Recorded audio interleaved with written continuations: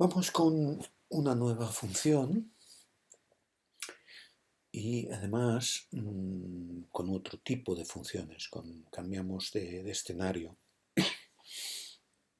Pasamos a un tipo de funciones importantísimas que hemos dejado para el final porque realmente son las más complejas de abordar, pero son muy importantes porque, como veremos en este mismo vídeo, bueno, pueden ser utilizadas, son utilizadas continuamente para modelizar situaciones de física, de química, de biología, de sociología, etcétera, de economía. Son las funciones que se denominan funciones reales de variable vectorial no lineales. Nosotros trabajaremos las funciones reales de variable vectorial no lineales, pero como introducción os hablaré no solo de estas funciones, sino de unas que son más generales y que engloban a estas. Lo que ocurre es que ya son de una naturaleza extraordinariamente compleja que no vamos a abordar nosotros. Como podéis ver, esta en concreto, la que vamos a utilizar como hilo conductor, pero ya veréis que especialmente esta clase, va a estar llena de muchas cosas que vamos a ir abordando. Pero la función, como ya somos expertos en ver estos motores, estas maquinarias, estas maquetas que son las funciones, es una función con dominio, un producto cartesiano de dos conjuntos. Si son números reales, pues pondremos r cuadrado, porque es así, vamos a trabajar con un dominio que es r cuadrado, el conjunto de los puntos del plano, podríamos decir, de un plano, R2. Pero fijaros que en el codominio solo hay un cálculo hecho con los valores de las coordenadas del dominio. Por lo tanto, en el codominio solo tenemos un valor, que si estos dos son reales, pues tendremos un número real. Obviamente, esta estructura, ahora ya somos expertos en funciones, esta estructura podría representar un dominio diferente que fuera el de los reales al cuadrado. Podrían ser los naturales al cuadrado, podrían ser dos conjuntos de funciones. Este un conjunto de funciones y este un conjunto de funciones. Por lo tanto, tendríamos conjunto de funciones, por ejemplo, funciones reales de variable real al cuadrado. Es un producto cartesiano de dos conjuntos de funciones. Pero nosotros vamos a trabajar lo que llamamos las funciones reales de variable vectorial. Porque aquí reales, porque el codominio son reales, y el dominio son vectores. Muchas veces cuando tenemos en lugar de una coordenada, un valor, tenemos más de un valor real, esto le llamamos vectores, es un vector, es un punto en el plano, y esto solemos en matemáticas llamarle un vector. Por eso el nombre de funciones reales, porque el codominio son números reales, de variable vectorial, porque en el dominio tenemos, en este caso R2, pero podríamos tener R3, R4, R5, serían funciones reales de variable vectorial igualmente.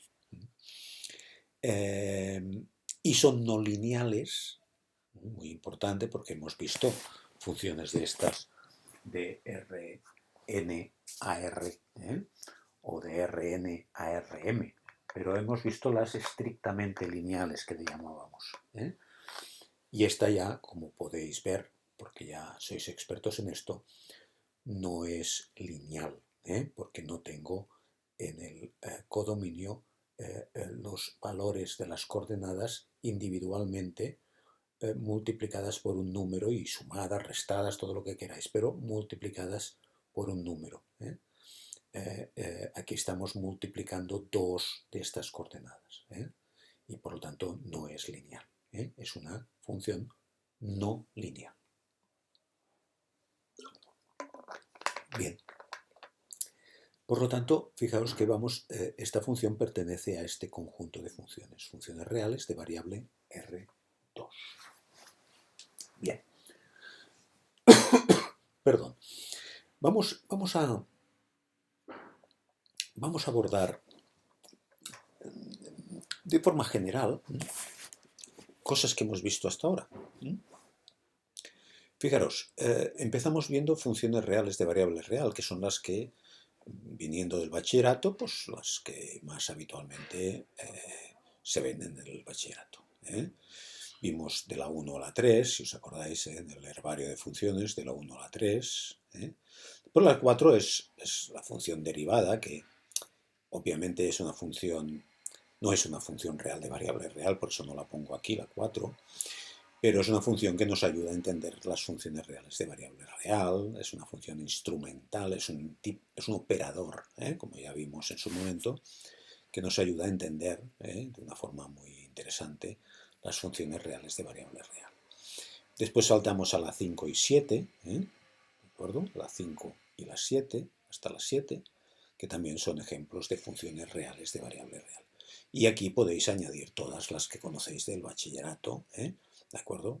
Obviamente. Y la 37, la que vimos el otro día, la última, vaya, que es aquella que vimos muchas en realidad, parametrizadas. Vimos muchas funciones reales de variable real desde el punto de vista de la parametrización.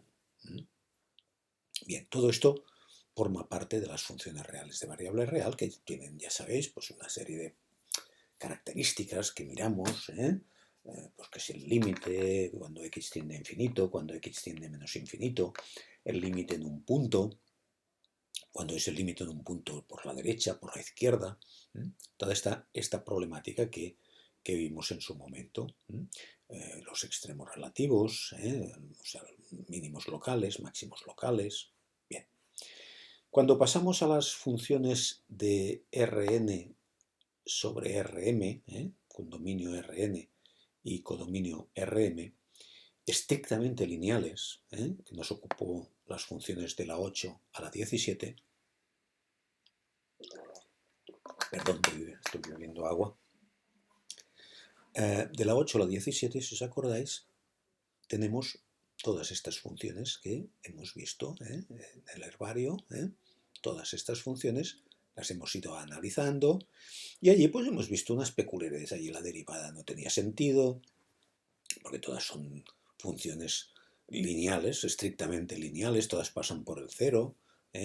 Son funciones del 0 al 0 siempre seguro, y lo que nos interesaba pues era pues ver, de representar aquella función mediante una matriz, ver cómo es la función, qué codominio tiene, o sea, perdón, qué recorrido tiene, cuáles las dimensiones del dominio, del codominio, del recorrido, perdón, cuáles son las dimensiones de la parte del dominio que se proyecta en el cero del codominio, que es ker de f, acordaos.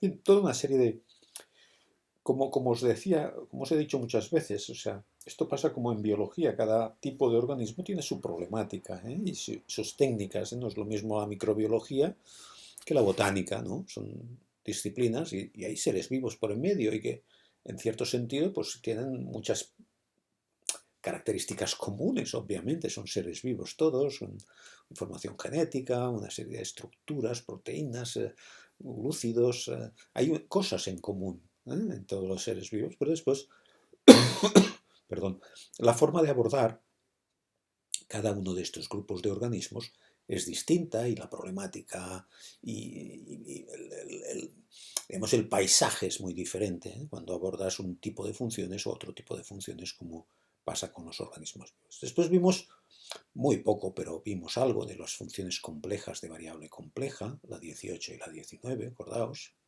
estas dos. Esta la vimos que se podía ver como función real de variable real y tenía pues una estructura y tal, pero cuando la vimos como función compleja de variable compleja aparecía con otro aspecto y, en fin, ya lo vimos, y la 19 también. Y después hemos estado durante ya bastantes lecciones, funciones, las funciones reales de variable natural, las sucesiones y las series como sucesiones especiales con toda su problemática también. Si son convergentes, si no son convergentes, si convergen, pues si se pueden sumar o buscar una aproximación de la suma. Bien, toda la problemática que hemos visto en las funciones reales de variable natural que, bueno, pues son también muy peculiares. Y esto es lo que hemos visto aquí, en estas... la 37 era, como os decía, el caso de funciones reales de variable real. De nuevo, hemos vuelto aquí a las funciones reales de variable real, pero vistas como parametrización. Y hemos visto además, bueno, habíamos visto previamente una serie parametrizada muy importante que es la función de distribución Poisson, que es trascendental, importante en el campo de la estadística.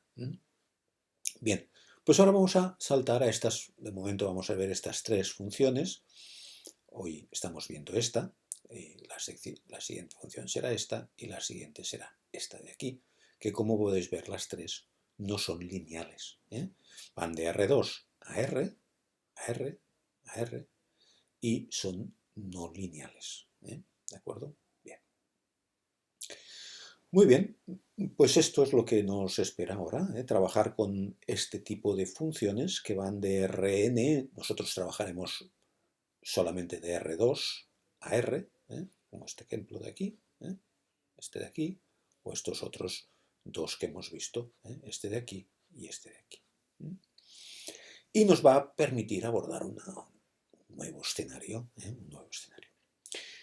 Pero antes, dejadme que os hable un poco en general, no solo de las funciones que van de Rn a R, sino de las que van de Rn a Rm. Un poco para situar conceptualmente, porque son funciones también importantes, pero de una complejidad muy considerable y no las vamos a abordar en este curso. Pero fijaos que tendríamos esta estructura, imaginaos que tuviera un dominio R2 y un codominio R2, pero no es lineal, esto no son lineales, es una función no lineal, pero de R2 a R2, ¿de acuerdo? Como muchas de las que hemos visto, Si os acordáis, cuando vimos las funciones de R2 a R2, pues buscamos una, mira, esta va de R2 a R2, esta también, pero tienen la peculiaridad de que son lineales, estrictamente lineales, estrictamente lineales, acordaos que quiere decir que el 0 va al 0.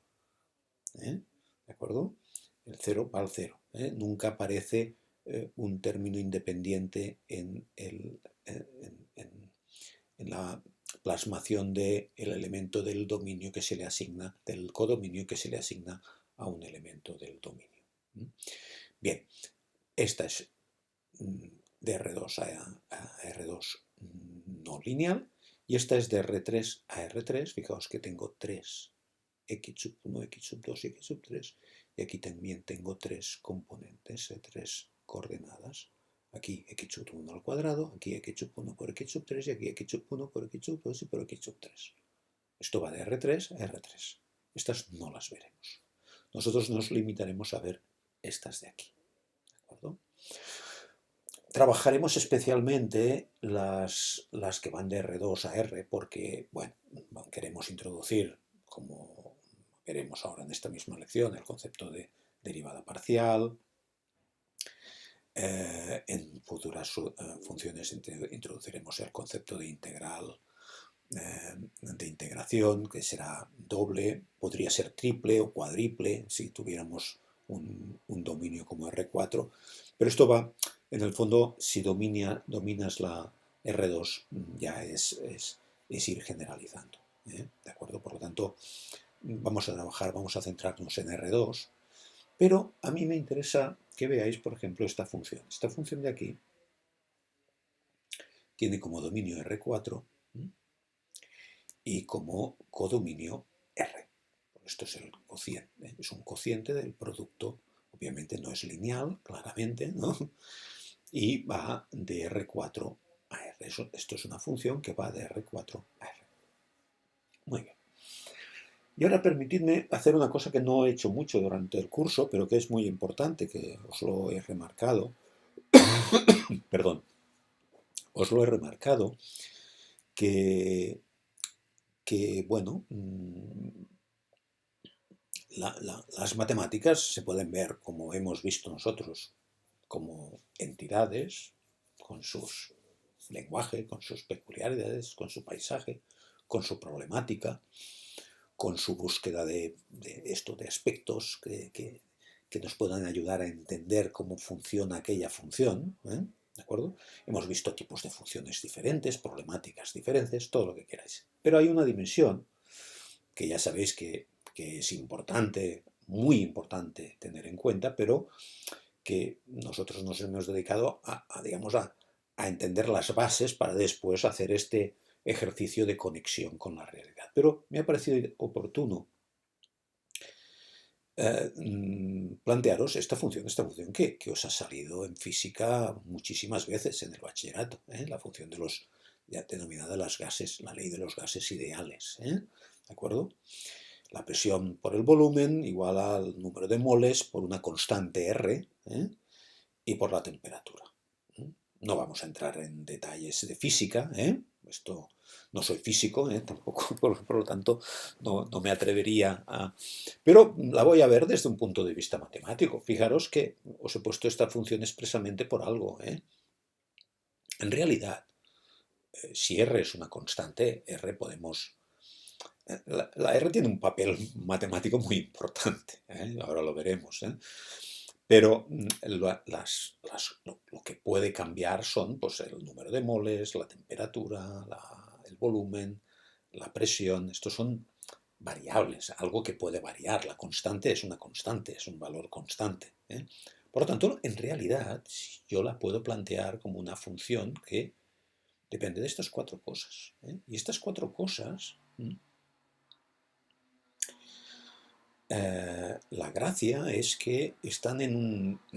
O sea, como función es una función de R4 a R. Y yo puedo ir cambiando estos valores. Obviamente, cuando hablamos de volumen, de presión, de temperatura... Bueno, temperatura sí que puede ser negativo, porque depende de las unidades de temperatura, obviamente, ¿no? Número de moles no puede ser negativo, Obviamente, a la que intentamos trabajar una situación real, a veces los dominios se nos quedan impuestos de una manera especial, ¿no? El volumen no puede ser negativo, la presión tampoco.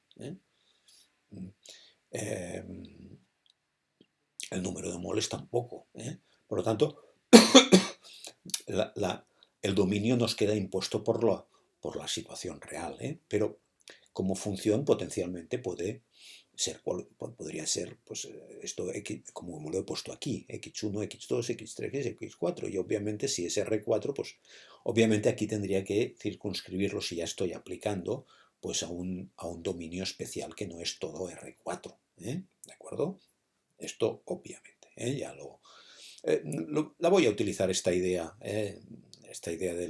de la ley de los gases ideales en algún momento para estas funciones, porque estas funciones son extraordinariamente importantes en la aplicación, mucho, las veréis continuamente. Bien, en todo caso, lo que me interesa es que veáis que aquí hay cuatro, ¿vale? Y obviamente yo sé, la ley lo que dice es que este cociente da una constante, por lo tanto, yo no tengo libertad total en movimiento, pero porque en realidad lo que estoy planteando es un aspecto de la función, pero si yo fuera a cambiar, esto tendría un dibujo.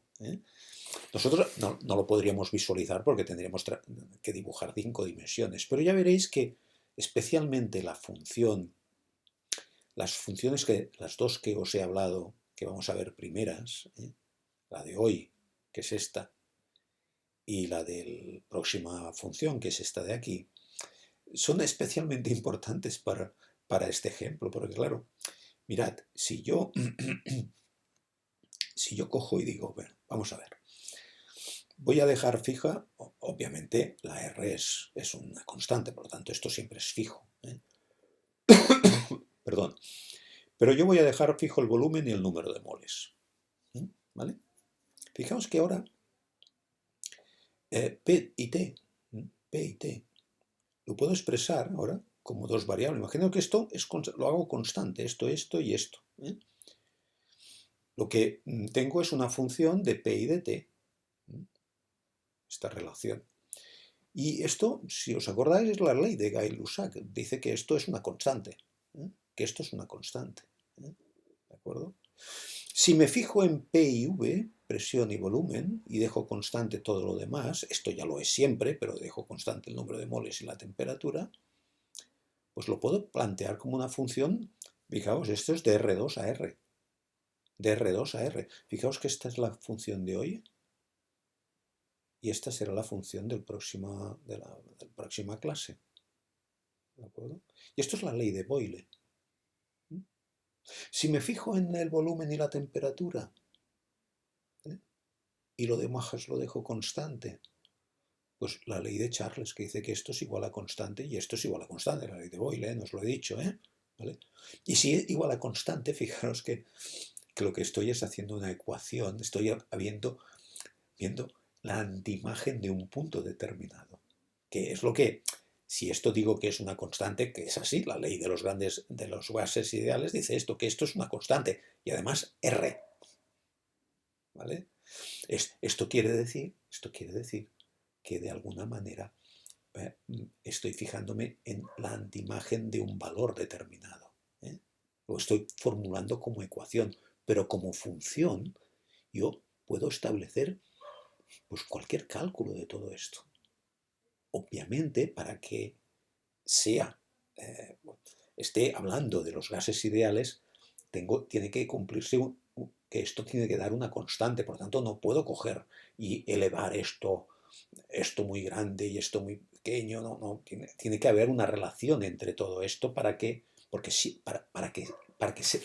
no me lo encuentre en la naturaleza, ¿de acuerdo? Pero como función yo tengo la libertad que yo quiera para jugar con estos valores. Pero claro, entonces lo represento de esta manera. Si estoy hablando de la vida real, estoy hablando de que los gases ideales se relacionan de esta manera y esto siempre va a dar lugar a una constante. Por lo tanto, ya lo veremos. Va a haber como unos puntos posibles. Lo veremos en estos dos. Perdón. Voy a ver un poquito de agua, disculpadme. Pero lo veremos en estos dos casos especialmente, ya veréis, con dibujos, etc. Bien, si os decía la ley de Charles, me fijo en estos dos valores, los dejo como variables y lo veo de esta manera. En cambio, la ley de Avogadro dice que si dejo constantes estos valores, el volumen con el número de moles tiene una relación de este tipo. Bien, fijaros una cosa, en realidad, yo cuando dejo fijo todo lo demás y dejo como variable P y T es esta situación de aquí, y yo digo que esto es una constante, en realidad también la puedo expresar de esta manera como una función real de variable real, como podéis ver, ¿veis? Aquí lo que estoy diciendo es que la relación entre la presión y la temperatura es una relación que está determinada, que la presión es función de la temperatura, obviamente con una constante K, que es donde intervienen todos los elementos que no están contemplados aquí, que es la misma R, el volumen, el número de moles, ¿de acuerdo? ¿Vale? Esto lo he fijado, Una vez he fijado estos términos, yo sé que tengo una relación de este tipo. Y esto es lo que me está diciendo la ley de Gay-Lussac. Pero también, y con el caso de la presión y el volumen, lo mismo. Yo tengo que la presión es función del volumen, y es una función que en realidad la puedo expresar de esta manera, con una constante dividido por el volumen. ¿De acuerdo? Porque presión por el volumen es una constante, como hemos visto aquí, y es la ley de Boyle. Muy bien. Y esto lo dibujaría de esta manera. Obviamente solo lo dibujo aquí porque estoy hablando de volumen y de presión que solamente tiene valores positivos, es lo que os decía antes. El dominio va a ser siempre en esta zona de aquí y el codominio va a ser en esta zona de aquí, por lo tanto la curva va a tener esta forma. Así lo estoy viendo como función real de variable real, pero de alguna manera también la puedo ver de esta otra manera, como una función de R2 sobre R. Aquí tengo R2, el dominio es el plano de la presión y la temperatura, ¿veis? Y ahora puedo dibujar esta función. ¿De acuerdo? Obviamente yo sé que este valor va a dar siempre una constante para que sea real, para que me represente un gas ideal. Fijada el volumen, el número de moles y la constante R, que ya está fijada universalmente. Yo sé que yo puedo ir cambiando de P y de T, pero yo siempre voy a tener unos puntos, digamos, que van a representar situaciones reales y otros puntos que no van a representar situaciones reales. Y serán los puntos que tengan, ya veréis, lo veremos cuando veamos en la próxima función este caso, pues los puntos que tengan el mismo valor, ya lo veremos, que serán puntos que serán rectas, porque es lo que tenemos aquí. Y también podría estar mirando la función esta de aquí, de la relación entre la presión y el volumen, que la podríamos estar viendo no como una función real de variable real, sino como una función de R2 a R, o sea, con presión y volumen, y que la función fuera P por V, que es la función que nos ocupa ahora. Y ya veréis que pues también lo que nos va a interesar es en qué puntos son factibles. Ya veremos que tienen pues las curvas estas que hemos visto aquí. Estos son puntos factibles. O puntos que un volumen determinado, pues con una presión, pues esto es factible, esto me lo puedo encontrar. Esto de aquí no, porque vulnera las leyes. ¿De acuerdo? Vale, pues esto lo podemos ver así, o lo podemos ver así, o lo podríamos ver desde R4, como os decía antes, desde R4. Desde R4. Viéndola de esta manera. ¿Vale? Muy bien. Bueno, todo esto un poco como contexto. Me interesa mucho que veáis que detrás de todo esto, de todas estas leyes físicas, como esta, que es una de las más famosas, tenemos matemáticas, tenemos funciones, obviamente. Entonces ahora vamos a entrar ya en nuestra función, que es esta función de aquí. Fijaos que yo, para seguir la misma nomenclatura que he seguido en todo el curso, utilizo los elementos del dominio en lugar de x e y, x1 y x2. En los programas matemática, por ejemplo, como este de aquí, o en el GeoGebra, tengo que poner x e y, pero pensad, es otra nomenclatura, pero sigue equivalente. Esto es x1, esto es x2, x1 y x2. Tenemos nuestra función, que la veis aquí dibujada. Aquí la veis dibujada. ¿Veis? Esta es la forma de la función. ¿Vale? Bien. Pues fijaros que yo tengo una representación que la puedo ver con el contorno, digamos, de valores. Cuanto más oscuro quiere decir que se va más al fondo, va para abajo. Aquí tendríamos, para que os orientéis, esto es x o x1 y esto es x2, ¿veis? Y aquí tengo el 0. Aquí tengo el punto 0, 0, 0, el punto 0, 0. Obviamente el 0, 0 va a parar al 0. 0 por 0, 0. Tengo este puntito de aquí.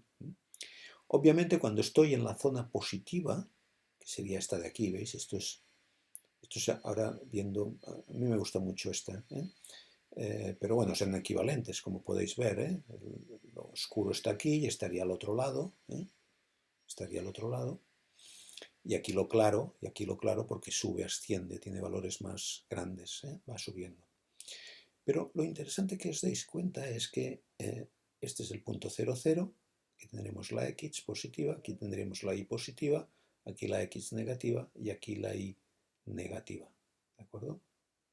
Perdón, la X negativa aquí, la Y negativa aquí, ¿de acuerdo? X positiva, X negativa, Y positiva y negativa.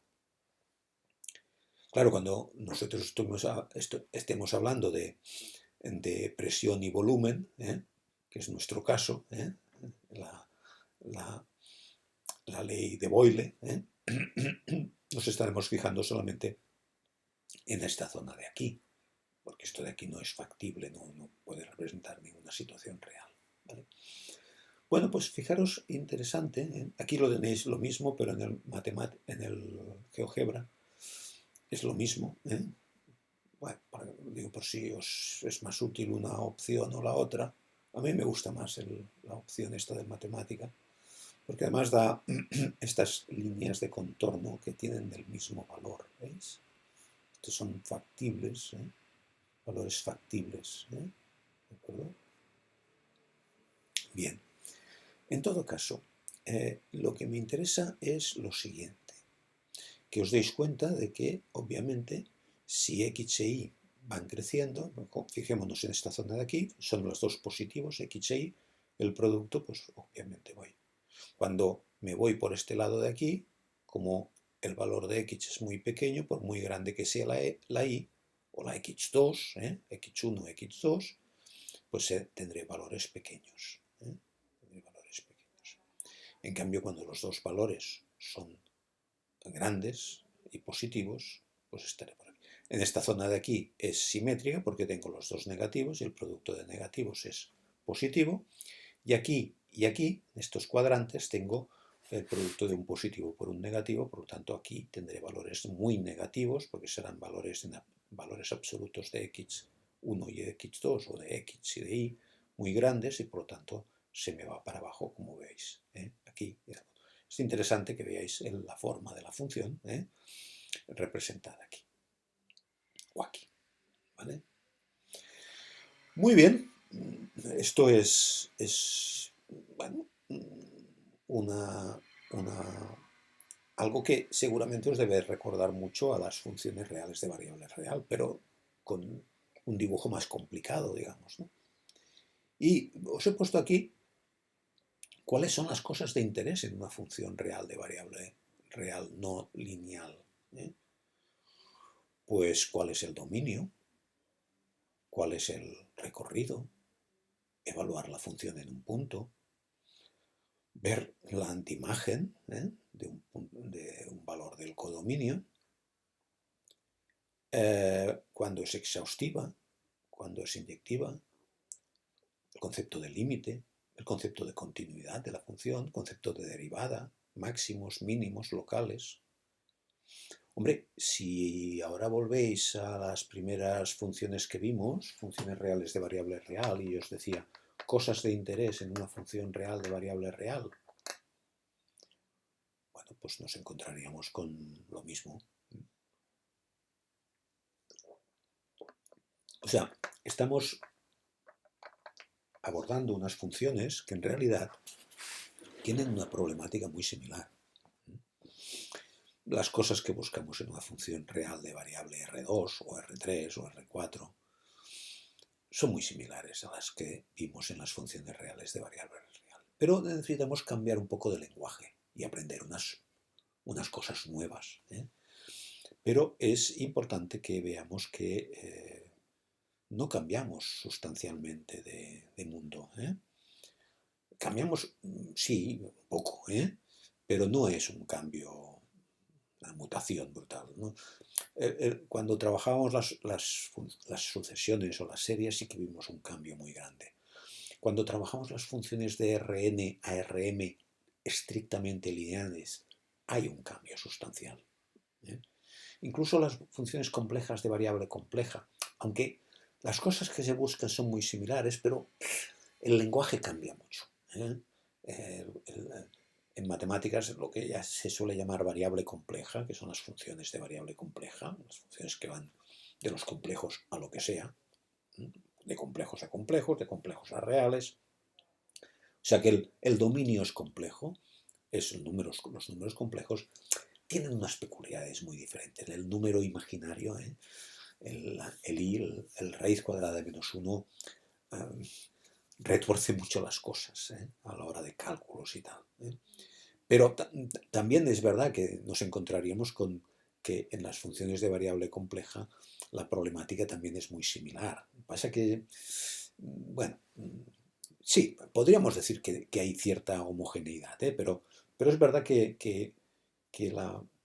el tipo de abordar, incluso la integración en variable compleja, tiene unas connotaciones muy especiales, cosa que ya veréis cuando veamos en funciones dentro de poco, integración sobre variable vectorial con R2 como dominio. Veremos que recuerda mucho a las integrales que veíamos en las funciones reales de variable real. En todo caso, es interesante que veáis cuáles son las cosas que buscamos en este tipo de funciones.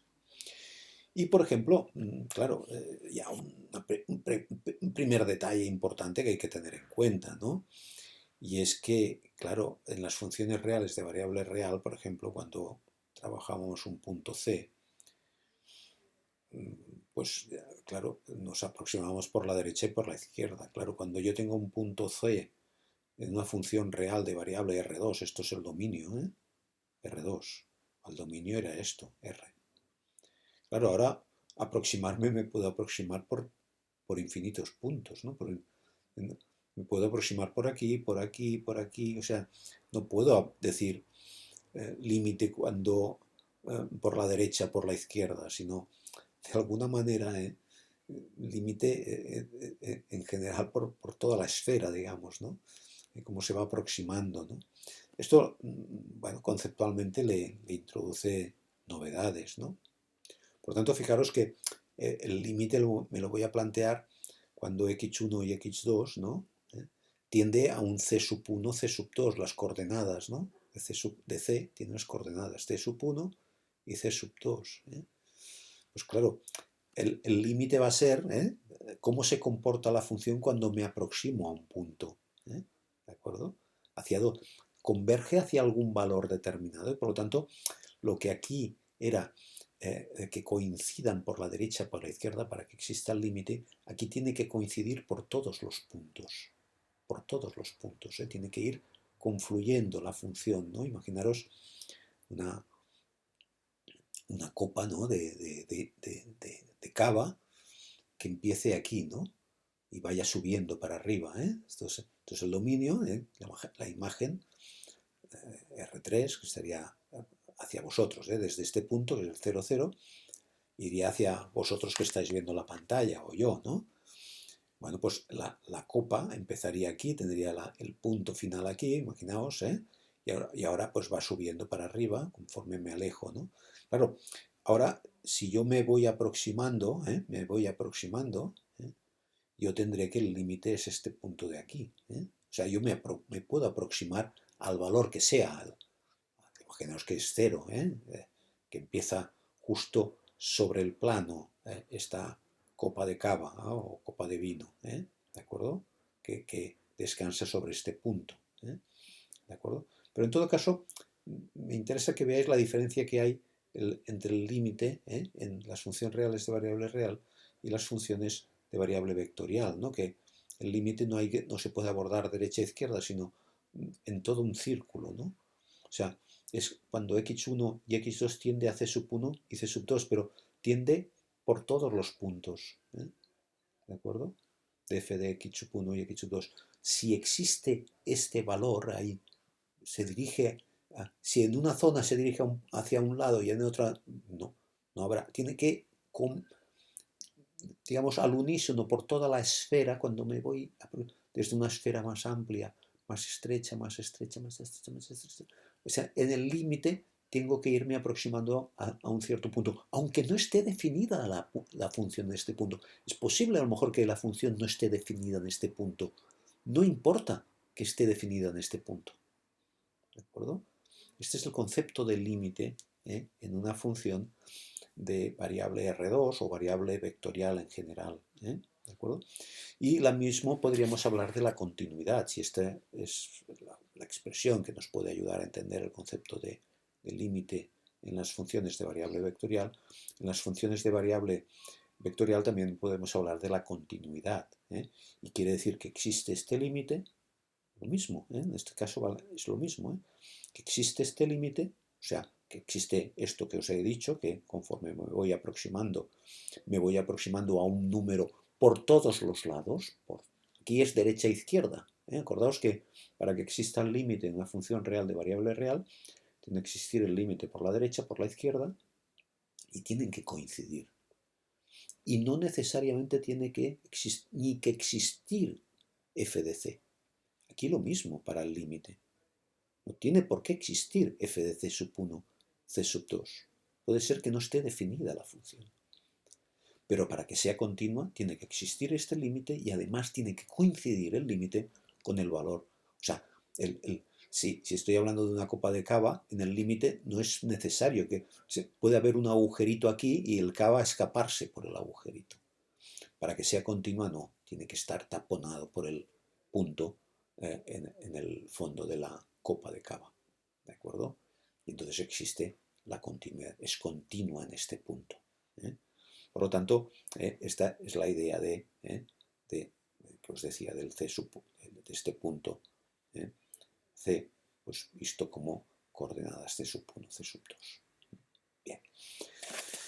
Y el concepto de derivada, mirad, el concepto de derivada pasa lo mismo, pero aquí tenemos que introducir una palabra que es típica en el ámbito de las funciones de variable vectorial. Perdón que voy a beber un poco de agua.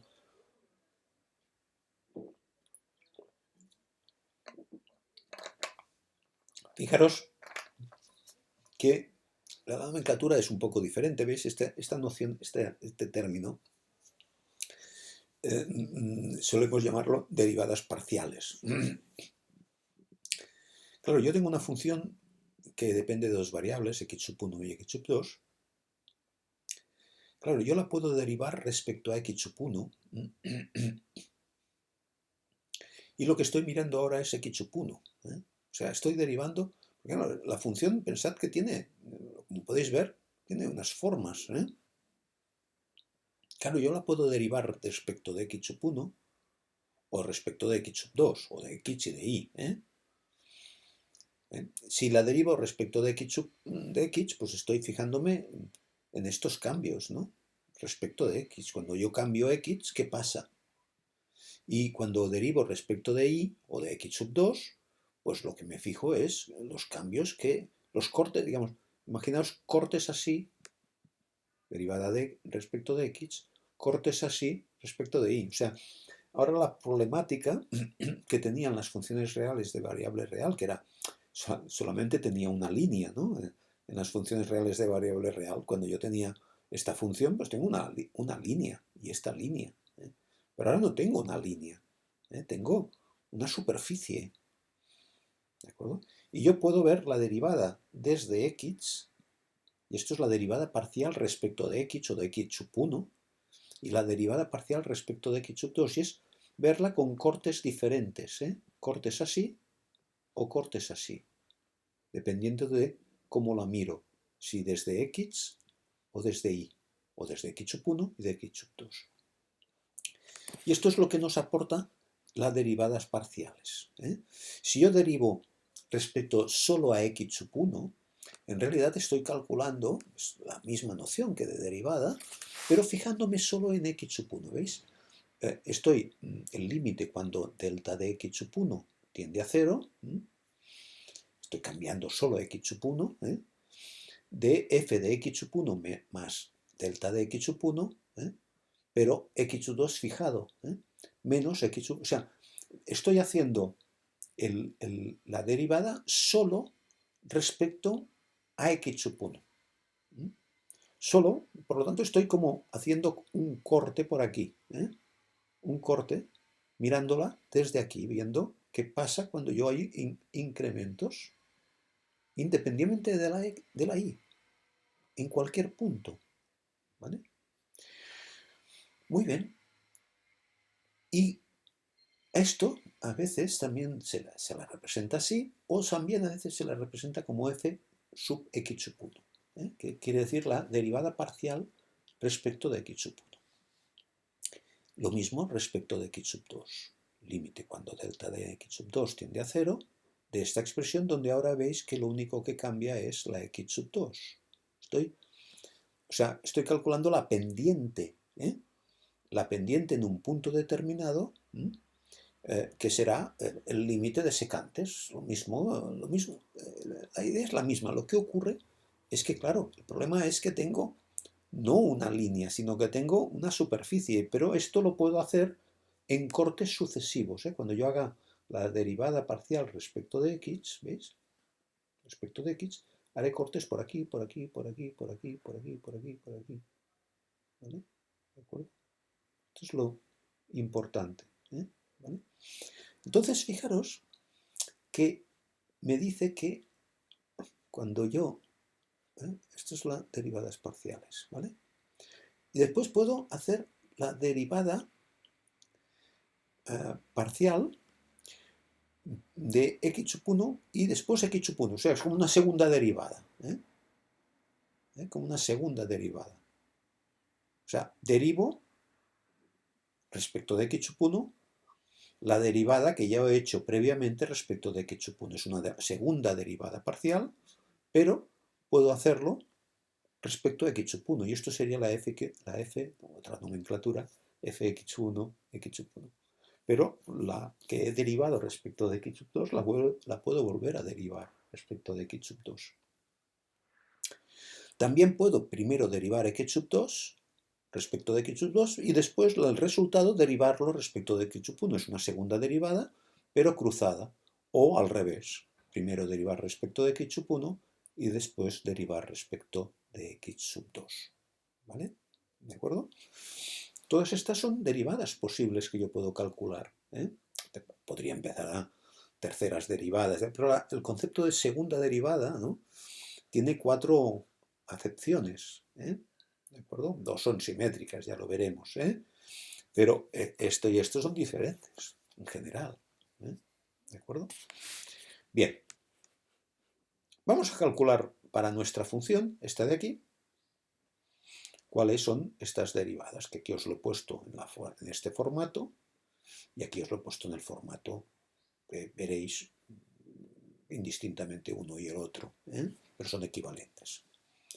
Vamos a derivar respecto de x sub 1. Si yo derivo respecto de x sub 1, quiere decir que x sub 2 es como una constante. Por lo tanto, lo tengo que ver como una constante que multiplica x sub 1.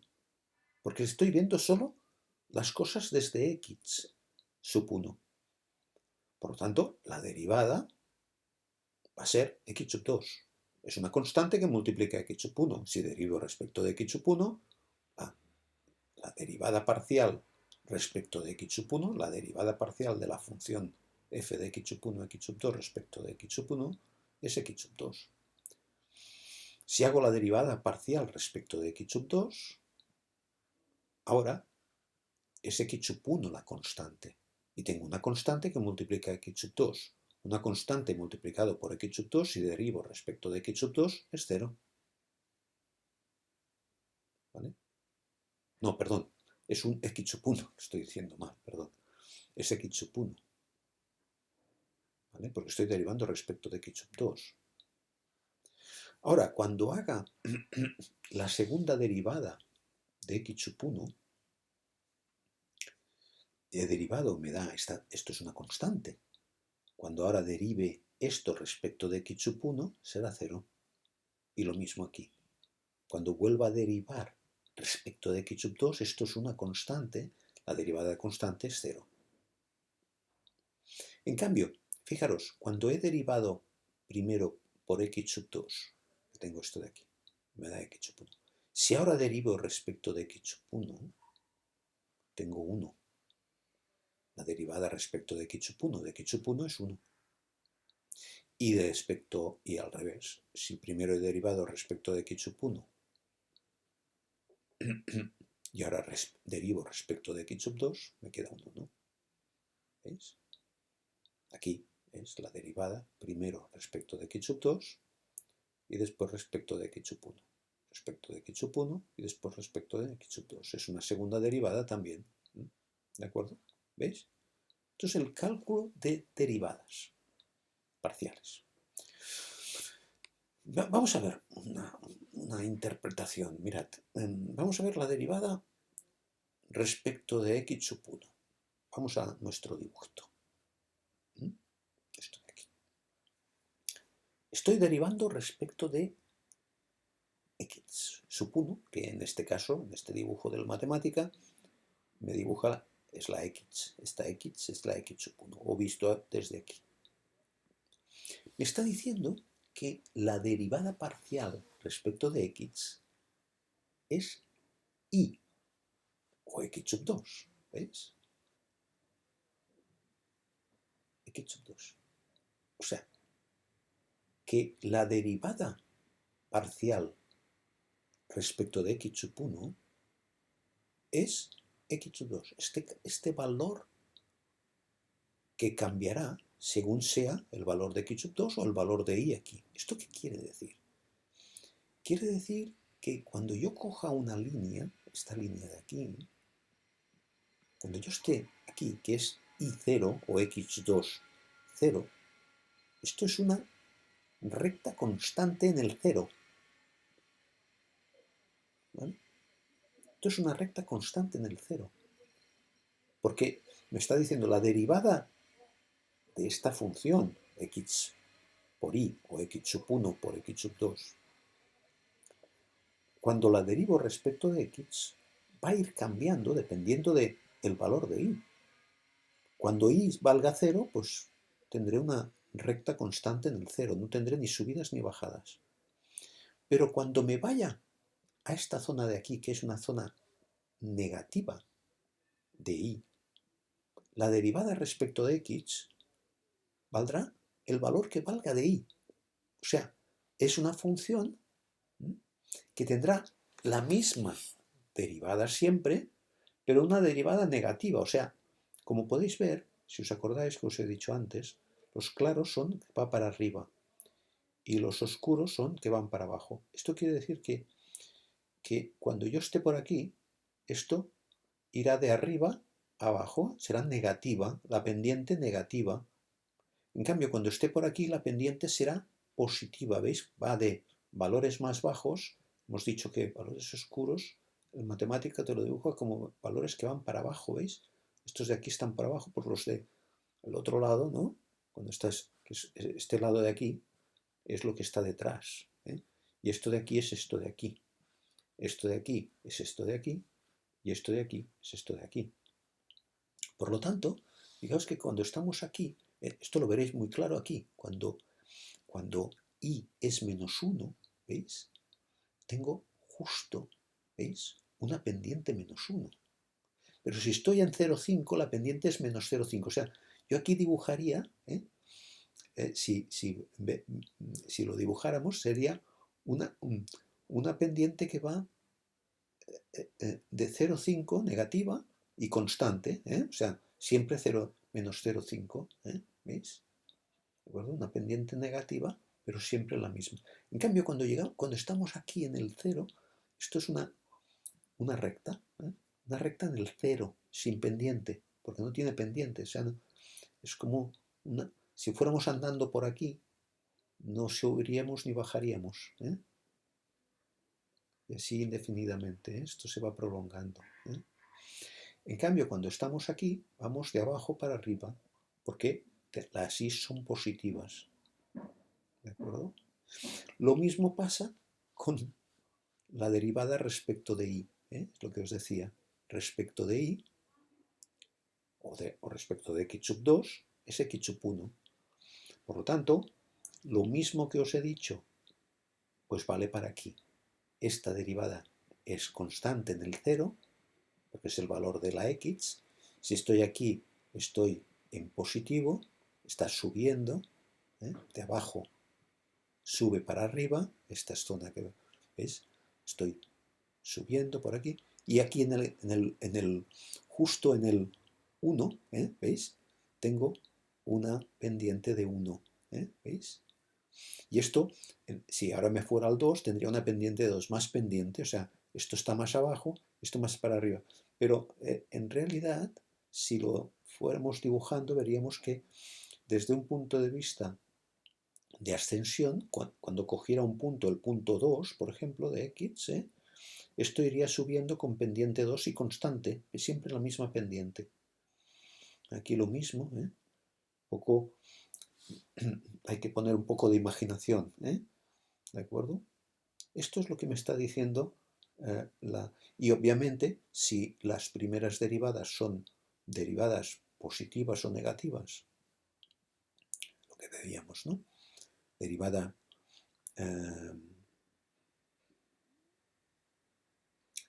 positiva o negativa en función de las X, pues ya la segunda derivada sería una derivada constante, porque me está diciendo es que la derivada siempre es, o sea, el ascenso siempre es constante, sea el valor que sea, pero siempre constante. Por esto, lo que podríamos llamar la segunda derivada cruzada sería una derivada de 1. Cosa que aquí no pasaría, porque aquí quiere decir que no hay cambio de derivada. O sea, la derivada va, o sea, la derivada de esto que es una constante es 0.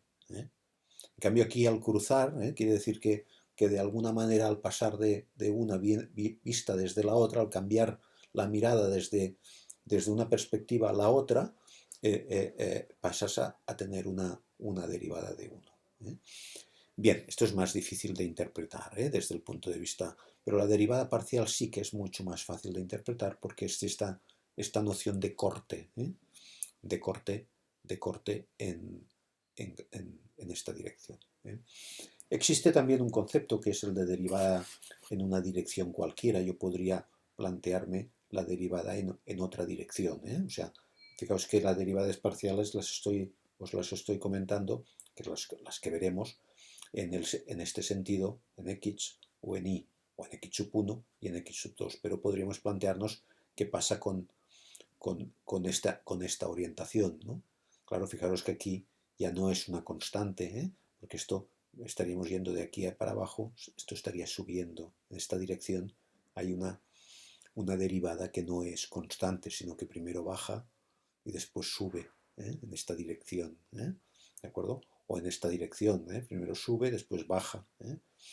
Esto sería el mundo de las funciones vectoriales pueden ser mucho más complejas. Yo os estoy introduciendo a la derivación en a las derivadas parciales para que entendáis un poco el mecanismo y lo que se está mirando en estos casos. ¿De acuerdo? Bueno, yo creo que lo dejaría aquí para esta función. Hemos visto ya muchas cosas. Muy importante haberse familiarizado con este nuevo lenguaje, con esta nueva perspectiva. Y nada, en la próxima función veremos una variante de esto. Es lo que os decía antes, veis las superficies de como los que tienen los mismos valores, siempre los mismos valores, ¿de acuerdo? Todos estos tienen los mismos valores, ¿de acuerdo? Sería la constante. Si lo lleváramos al campo de la estaríamos aquí en la ley de Boyle.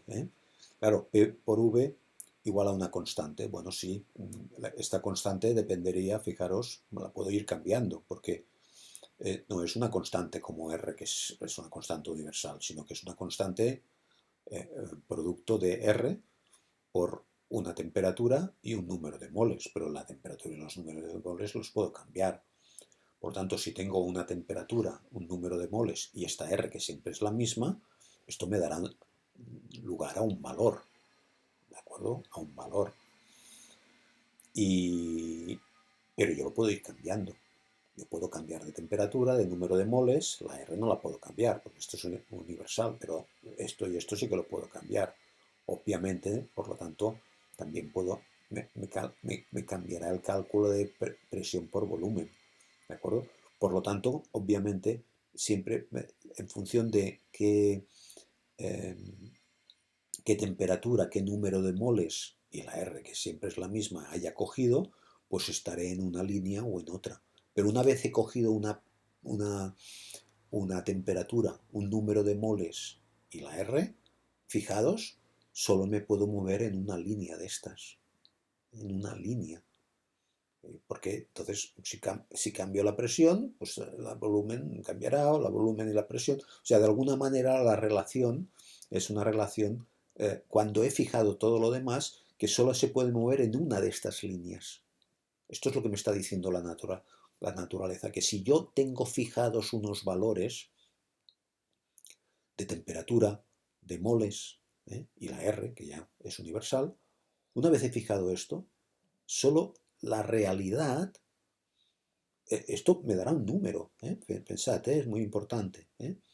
Esto de aquí, a la que yo fijé una T, unos moles, y la R, que la tengo fijada, esto me dará un número. Bien, pues si yo tengo este número fijado, yo sé que este número es un número que estará en f de x sub 1, x sub 2, será la imagen, el punto del codominio. Pues la antimagen, y ahora lo planteo como ecuación, ¿no? La solución será una línea, ¿de acuerdo? Una línea, ¿de acuerdo? Y cojo esta, ¿por qué? Porque obviamente la presión y el volumen solo pueden ser positivos, por lo tanto, a la que me muevo en la vida real solamente tendré un cuadrante, este de aquí, ¿de acuerdo? Solo puedo tener una presión y un volumen positivos, por lo tanto, me voy a tener que mover en este ámbito. Pero una vez he cogido una temperatura, un número de moles y la R, el producto de estos tres números es una constante y esto me dará un valor de Z, digamos, ¿no? En esta expresión. Lo que viene sale de este punto y viene hacia nosotros, ¿no? Que estamos mirando la pantalla, que sería la Z. Entonces yo tendré un valor determinado. Y este valor determinado, digamos, quedará fijado. Y este valor, pues cuando yo haga un corte paralelo a este